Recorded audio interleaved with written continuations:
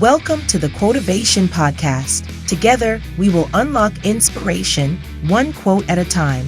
Your host is one of America's top emerging public speakers. He is a former semifinalist in the World Championship of Public Speaking and is an expert motivator. Please welcome Jody Powell. Welcome to another exciting episode of the Quotivation Podcast, and I hope you are ready to win your week. And I know I say that every week. I hope you've had a great weekend. I hope you're ready to win your week, but I do.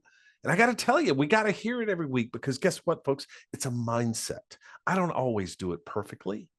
I don't always win my week, but we have to stay focused and we have to move forward and try with all of our might to find ways to win our week, to accomplish our goal, to move forward, whatever it is that we're trying to do. And one of the ways you can do that is by watching the Quotivation Podcast. And I'm excited this week because not only do we have, of course, Amy Reihl, the real deal in all things mortgage, sponsoring our Shot of Motivation coming up, but we finally sat down with Amy. We get to hear from her as our special guest. She's going to give us an incredible quote, one that I love, one that I have cherished myself. And that's coming up. So stick around, stay tuned. Find a way to win your week this week. We're going to start off like we do every episode by taking a shot of motivation. And of course, as I mentioned, our shot of motivation is sponsored by Amy Reihl, the real deal in all things mortgage. Amy can get whatever mortgage issue that you have under control. She can solve it, whether you're looking for that first mortgage, second mortgage, refinance, HELOC, whatever you need. Give Amy a call because she is the real deal in all things mortgage. And she is with Fairway Mortgage, and they have all kinds of things that can help you out in your specific situation. And that's the great thing about Amy is she is absolutely, positively full of integrity. And integrity is what you need when you're working with someone to handle your mortgage situation. You need the best deal for you, and Amy's going to give you that. So let me give you her phone number. Give her a call. Tell her you were quotivated to get your mortgage deal done. 864-310-9337. That's 864-310-9337. You can email her as well at amy.reihl, R-E-I-H-L, at fairwaymc.com. Amy Reihl, she is the real deal in all things mortgage. And her NMLS number is 486620. And we're going to hear more from Amy in just a few minutes. But for now, thanks, Amy. All right, let's get busy. Let's take a shot of motivation.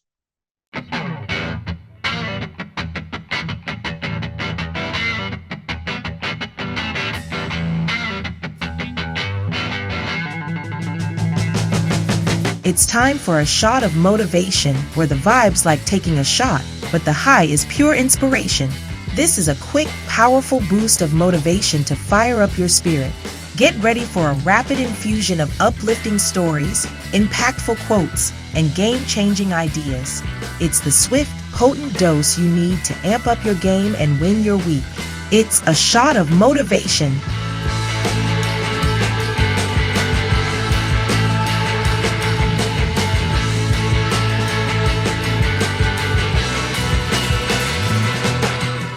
Today, I want to explore two emotions that are often used interchangeably, but in reality, in truth, they're fundamentally different. Joy and happiness.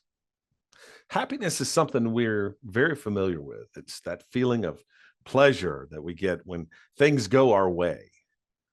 It's when we receive good news or accomplish a goal or spend time with loved ones. Happiness is wonderful, but it's also fleeting. It's like a burst of sunshine on a cloudy day, and the sun just beams down and you feel that warmth on your skin and on your face. It's like a hug from God. It's great.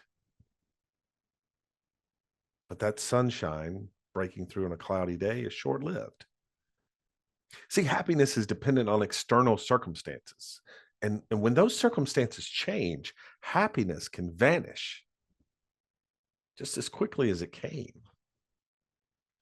But joy is different. Joy is deeper. It's more enduring. Unlike happiness, joy isn't tied to what's going on around us. It's not something that comes and goes with the tides of our fortune. Joy can be present even in the midst of hardship or sorrow because it comes from within. It's a sense of peace, of contentment that remains steady no matter the ups and downs of life. Think of joy as a river flowing beneath the surface. It's always there. It sustains us, even when the storms of life rage above. Happiness is the sparkling temporary ripples on the surface, but joy is the steady current that moves us forward. Happiness is about what we get: success, recognition, pleasure. It's a reaction to what's happening to us. But joy is about what we give and how we live. It's found in connection, in purpose, in moments when we're true to ourselves and to others. Joy can be found in the simplest of things: quiet moments of reflection, a smile from a stranger, the satisfaction of a job well done. It's not about the grand gestures or the big wins. It's more about the small, meaningful moments that resonate with our soul. Now, here's the thing. While you can pursue happiness, joy is something that grows within us over time. It's cultivated through gratitude, through resilience, through finding meaning in our experiences, both good and bad. Joy is a choice that we make, a perspective that we adopt, a way of being that we nurture. So as we navigate through life, as we seek for ways to win our week, let's remember the distinction. Seek happiness. Enjoy it when it comes, but don't chase happiness as the ultimate goal. Life is not about being happy. It's about being joyful. Focus on cultivating your joy. Build a life where joy can flourish, a life of purpose, connection, meaning. Because when we do this, we find that even in the darkest times, in the latest of nights, we can still experience a light that's within us. It never fades. You know, happiness is the flower in the garden.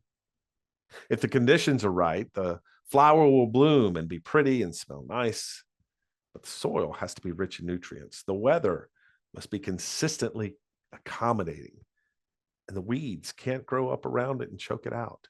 Happiness is dependent on so many external factors, but joy grows inside you, in your greenhouse, where you choose whether or not to cultivate it. You control the conditions. And when you find your joy and you grow it and you cultivate it, it will sustain you no matter what is happening outside to your flower of happiness. Joy is the quiet confidence that life is still beautiful, even when it's not. It's the strength that carries us through, the anchor that holds us steady. And that, ladies and gentlemen, is a gift far greater than just happiness alone. You want to win your week this week? Cultivate your joy and enjoy the happiness when it comes. That's how you can win your week.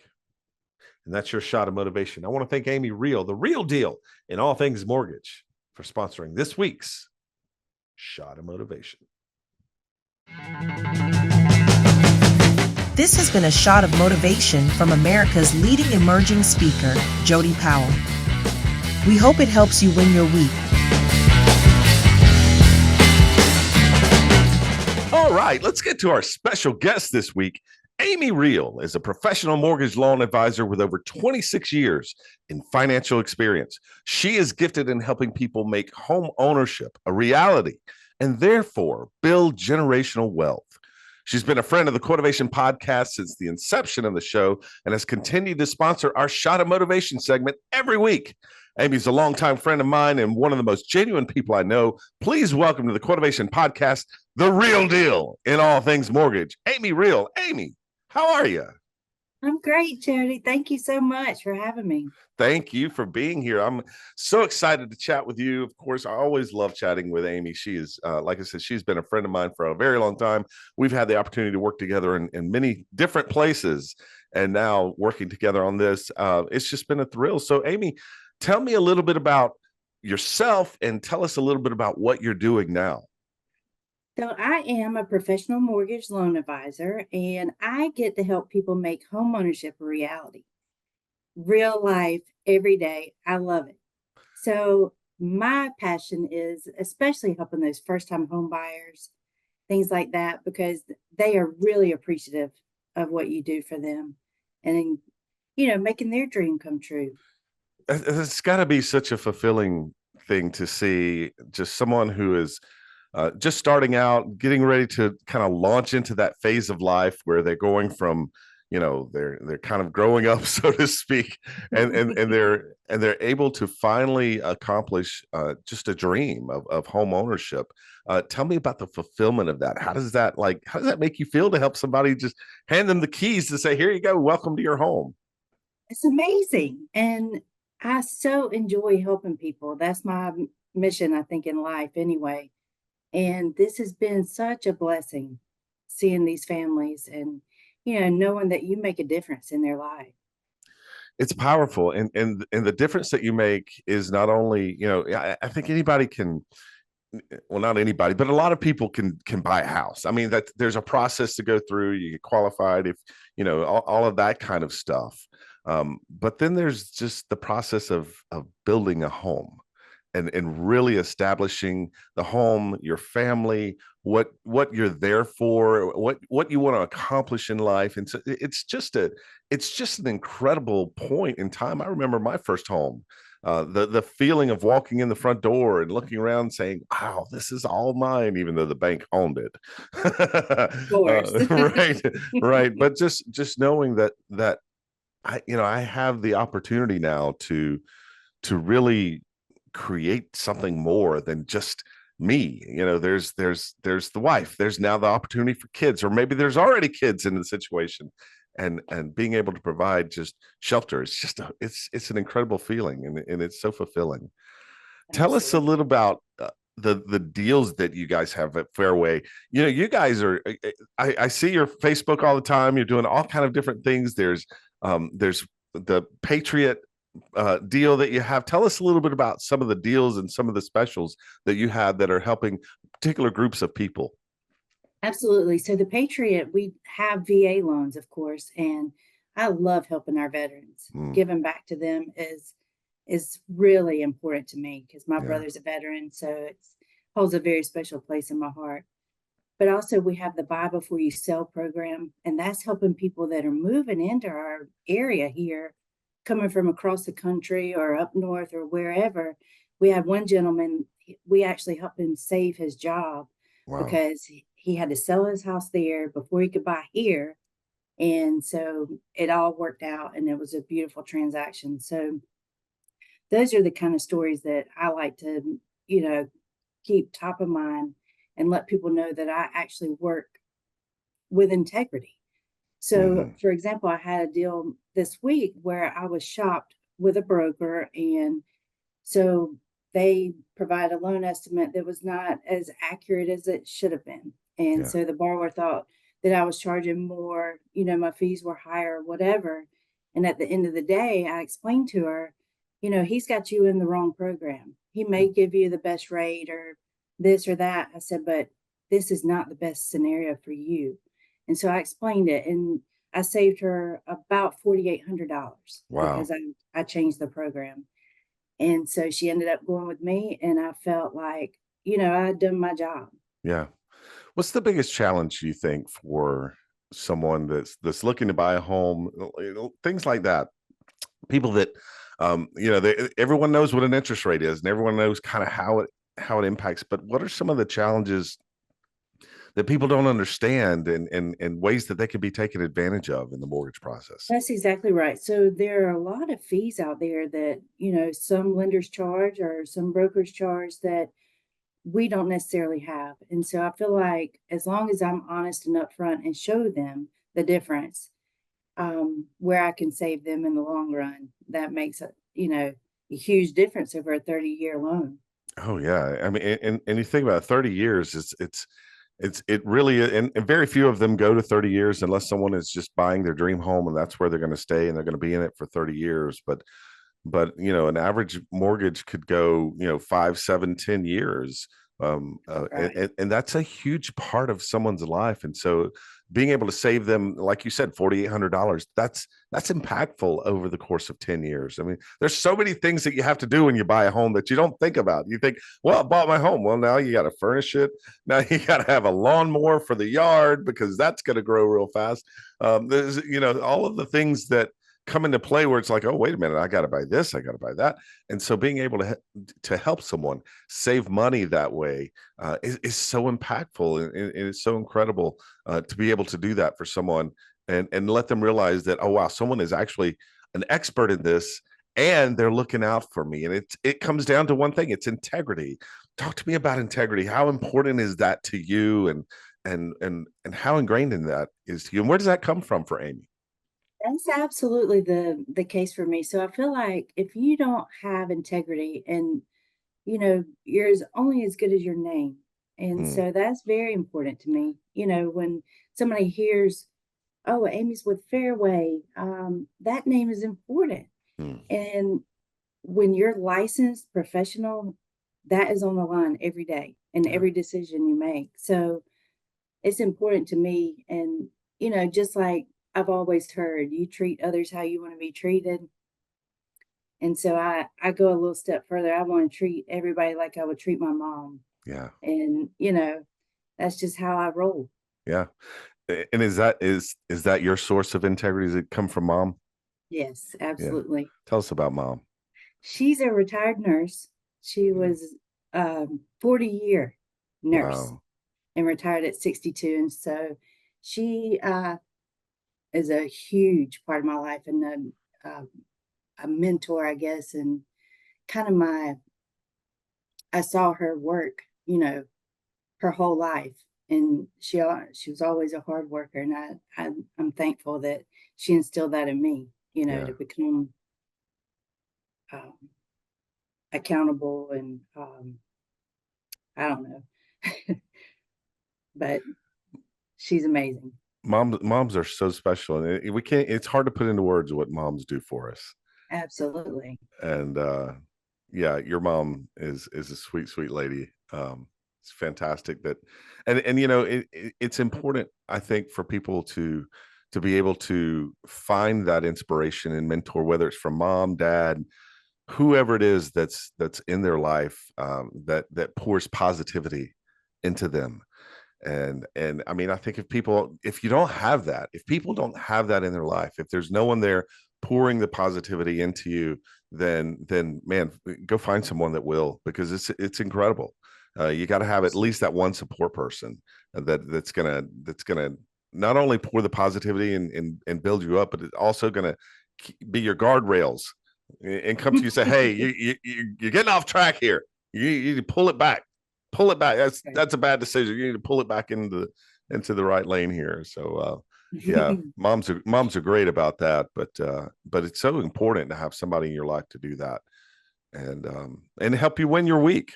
So how does Amy win your week? How do you do that, Amy? What are some things that you do to win your week every week as you're battling the world of mortgages?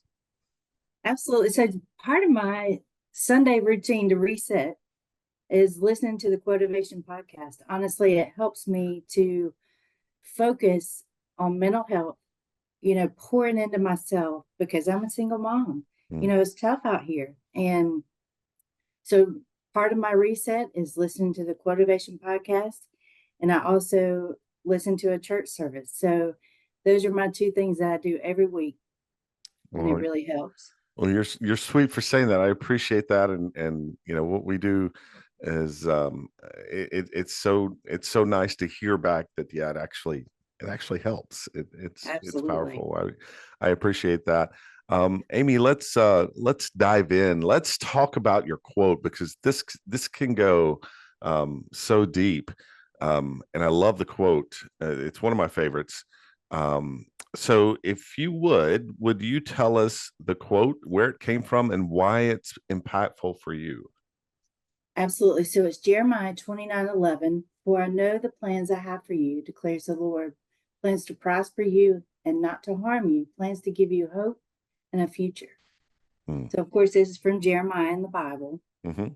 And this is my life verse. So I feel like in my journey, is I've gone through a lot. And so having hope in this time and this, the way the world is now is very powerful. Yeah. And so, like I said, I'm a single mom, so I don't have somebody constantly pouring into me, so I draw closer to God and get that. Um, sorry.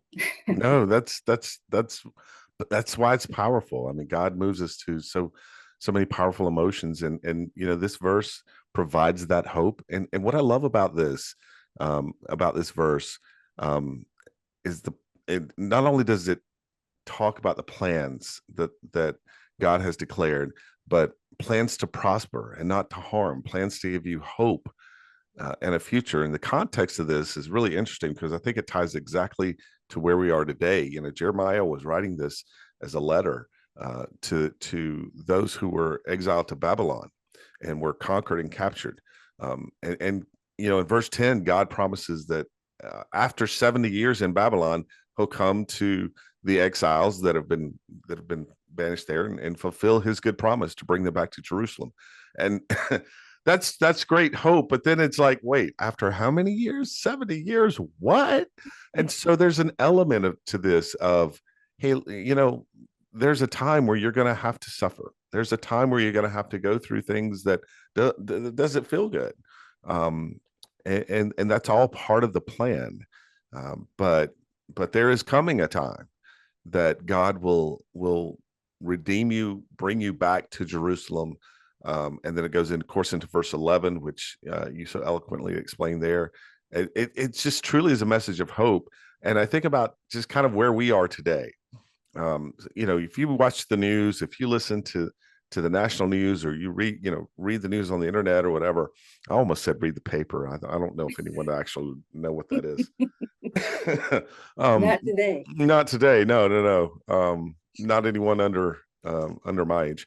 But if you listen to things that are going on right now, it's just doom and gloom. And I think some of these news outlets, they prosper on reporting doom and gloom, and so it can feel very gloomy. It can feel like we're just we have no hope, and we're just mankind is spiraling out of control and headed toward destruction, and all this kind of stuff. All these things going on, it's conspiracy theorists and all the people out there spreading all these messages. I think that's where this verse absolutely plays into what we need to hear and what we need to have, and that's that hope that ultimately God still has a plan, and God does not mean for harm to come to us. That's what it says in verse 11, not to harm you, but to prosper you. And I think that's so important for what we're looking at and facing today. And so anyone that's struggling, anyone that feels like there's no hope, or that feels like, gosh, we're living in a world that's just gone mad. Yeah, he knew it would. He knew it would. And That's right. nothing catches God by surprise. And so we may have to suffer for a little while, but there's hope. There's hope coming. So, Amy, tell me with this verse, what are some ways that this hope has been impactful for you? So, like you said, with the challenges of today and all the stress that we're under and things like that, it's just you have to step back and be thankful for all that he's given us, all the blessings that we do have. Hmm. And that's where I try to stay, in that thankful, grateful mindset, because otherwise I feel like if you focus on the problem, it's just going to multiply the problem. Yeah. So that's where I go with it. And like you said, having that hope and knowing that he has better plans than what we ever can imagine. So I think that's the biggest part. Yeah. And we just have to let him be in control. That's right. And I think I love the saying that, man makes plan and God laughs. There you go. Yeah. I've made some plans. I've made some plans in my life, and it's almost like you can hear God laughing. So you have no idea what I have planned for you, pal. It's going to take you in a completely different direction. And sometimes, that plan can feel like, whoa, wait a minute. You feel a little bit like Jonah. He's like, no, I'm not going to Nineveh. You're kidding me? I'm going this way. And God just very abruptly reminds Jonah, no, you're not. That's not where you're going. And if you go that way, then there's going to be, some trouble there. So it's wonderful to submit and to feel like I don't really have to be responsible for my plans. My responsibility is to listen to the plans that God has for us. Apologize, my nose is really Oh no, you're fine. You're good. It's always such a powerful thing to recognize the plans that God has for us. Amy, as we continue here with Jeremiah 29:11, tell me a little bit about the fact that it says plans to give you hope for a future. What does Amy hope for the future? So my dream is to one day buy some land and build a family compound. That's my goal. Yeah. And to keep, because I want to be close to my son once he gets his own house and, wife and children or whatever. And so that's one of my biggest goals right now. Family is so important. Absolutely. Family, and we talked about mom and your son. It's so important to be part of family, to be close to family, to be able to have that connection. And I think that sounds like wonderful plans for the future, and I have no doubt that you're going to achieve that. Amy, as we start to wrap up for this episode, tell me about how someone can listen to this. Maybe there's someone out there that's struggling, that's in that time of being exiled in Babylon, and they're wondering, like, well, am I going to be here for 70 years? And if so, what are the plans? How do we take this quote? How do we take this Bible verse and say, this is how I'm going to make it through this time of suffering, or this time where I am today, in order to make it to the hope and to make it to prosperity. And it's not prosperity in terms of, there's so much out now with this biblical prosperity. God wants everyone to be millionaires and all this kind of stuff. It's not true. That's not what the prosperity is. Prosperity is not about everyone being, fat and happy and rich. It's about prospering you in terms of your work. It's about prospering you in terms of your family and the things that you're involved with. So how can someone that's struggling right now really apply Jeremiah 29:11 to their lives, and it helps them when they're weak? So yeah, Jody, I feel like the prosperity piece of it is not always monetarily. Right. So I feel like God wants the best for his children. We are in the palm of his hand. He loves us no matter what. He wants what's best for us and wants to give us the best for our futures. So I feel like if you're in a dark place or, having a hard time right now, just know that you can trust in God and pray to him and feel his presence and his peace, because he will wrap you just like he's carried me so many times. Yeah. And I feel like that's the biggest part of this, that he's always there, no matter what. He is always there, and it's always interesting. So many people say, "Well, I can't feel God in my life." Well, then you've moved. You've moved. God hasn't moved. God hasn't gone anywhere. We are the ones that move away or move in different directions. And it's real simple to find our way back to God. It's just we don't even have to look. In fact, it's the opposite. You have to close your eyes and you have to call to Him, and there He is every single time. It's never failed. Um, Jeremiah 29:11. For I know the plans I have for you, declares the Lord, plans to prosper you and not to harm you, plans to give you hope and a future. Jeremiah was an interesting character in the Bible. He was a prophet who was called by God at a very early age. Many people refer to Jeremiah as the weeping prophet because many of his prophecies before the fall of Jerusalem in 586 BC. He was the doomsday prophet. He was like, this fall is coming. We're headed towards destruction, and we're getting away from God. He would rail against idolatry, and people would mock him and make fun of him. But he had the vision from God that truly, if we don't straighten up, if things don't work out, Jerusalem will fall. And I think a lot of times for us, we look around in our society, particularly here in America, and we think we are not above falling, and so just bringing people back to really understanding the true purpose of God's love and understanding our role here is so incredibly important. And you have helped remind us of that, Amy, with this verse, this quote for the week, Jeremiah 29:11. And I think it's been fantastic. I have thoroughly enjoyed this conversation. Thank you so much, Amy, for being on the Quotivation Podcast. Thank you for all you do for the Quotivation Podcast. You're such a wonderful friend of the show, and we love the fact that we can share and chat and be a part of your week to help you win your week. So thank you for being on this week. Sir Jody, thank you so much. I appreciate you. We appreciate hearing from you, Amy. I want to thank you again for being on the Quotivation Podcast, bringing us a fantastic quote straight out of the Bible that gives us the reassurance that there is something bigger than just what goes on up here in our minds in terms of what God has planned for us.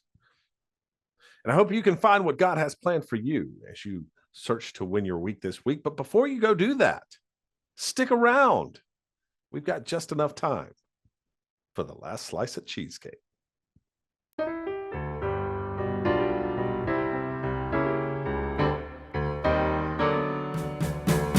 How about some dessert before you go? There isn't anything that can't be solved over a slice of cheesecake. So before we wrap things up, sit back, relax, and enjoy the last slice of cheesecake.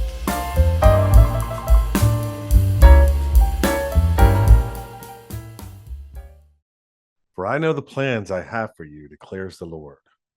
Plans to prosper you, not to harm you. Plans to give you hope and a future.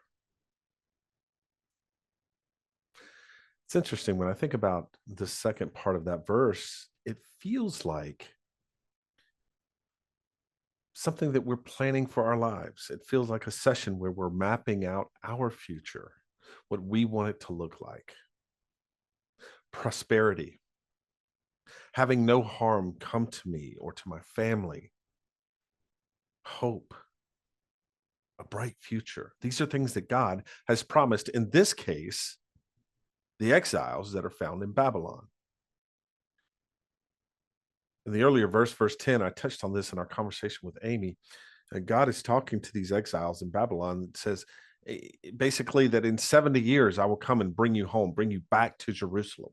He's giving them time frames. He is allowing them to know that there's going to be a time where you are going to have to endure.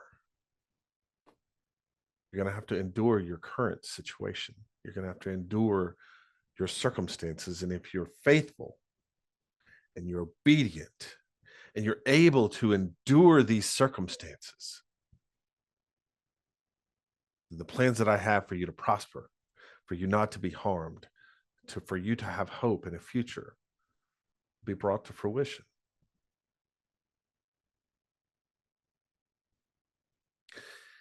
It's funny, the old saying that when man plans, God laughs, because God has different plans for our lives and different directions that he wants to take us. And I have come to find that to be absolutely true. It doesn't mean that we shouldn't plan for our lives. It doesn't mean that we shouldn't plan for our future, but it does mean that we need to recognize that our plans need to be nimble, need to be fluid. They need to align with what our faith says versus what our reality says. Now, I've never proclaimed this to be a Christian podcast or anything like that. This is a podcast for everyone to come, to be motivated, to be inspired, to listen, to hear. But also, I do have a faith. I do have a faith in God. I have a faith in Jesus Christ. And sometimes that comes through, especially when I have a guest like Amy who comes and brings so much integrity and so much humility into a conversation and brings for her favorite quote, Jeremiah 29:11, "For I know the plans I have for you, declares the Lord, plans to prosper you and not to harm you, plans to give you hope and a future." Amy talked about how this verse has sustained her throughout most of her life. The ups and the downs, the good and the bad, the people in her life that have supported her, her mom, her friends. Life's hard. Life is hard. It really is. We all go through so many difficult situations, times of sorrow, times of sadness, feelings of exile. I don't know any of us that are actually exiled to another country, but there are times that we feel exiled from friends, from family, from things that we have enjoyed, things that we have known as home. And this quote, this verse brings us hope. It brings us plans for the future. It brings us comfort to know that there is a God and that God has plans specifically for you, not plural you, not a group you, not you, the United States, or you, particular group of people. God has plans for you individually to prosper you and not to harm you. Now, that's not to say that if you sit back and wait, God's going to make you rich. That's just false. It's just false. But it is to say that if you align yourself with the plans that God has for you and you allow God to use you in a powerful way to make an impact on the world, you will prosper. Maybe not financially. Maybe you'll prosper through family. Maybe you'll prosper through notoriety. Maybe you'll prosper through the kingdom of God. Rewards that are stored up, the Bible says, and treasures that are stored in heaven. We don't know the prosperity that God has planned for us, but what we do know is that God plans for us to prosper.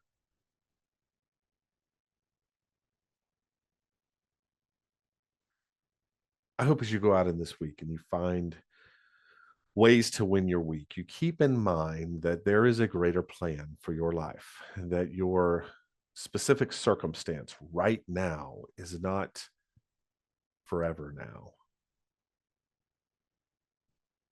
The one thing you can count on in life is change. Things are going to change, and whether those things change for the good or the bad, we must keep in mind that the long haul, the marathon that we're running, there are plans for us. Plans that we make, sure. But more importantly, plans that God has decided for your future to give you hope, to give you a future. That's what Jeremiah 29:11 promises. It says you go out this week and you make plans, you set goals, you want to achieve things, whether it be in your career, your personal life, or whatever it is that you're working on. As you set these goals, set them in a way that they are able to be changed, that they're nimble, that they are ready to fall in line with the greater plan that has been created for you so that you can prosper, so that no harm will come to you, so that you have hope, so that you have a future, so that you win your week. That's all the time we have for the Quotivation Podcast.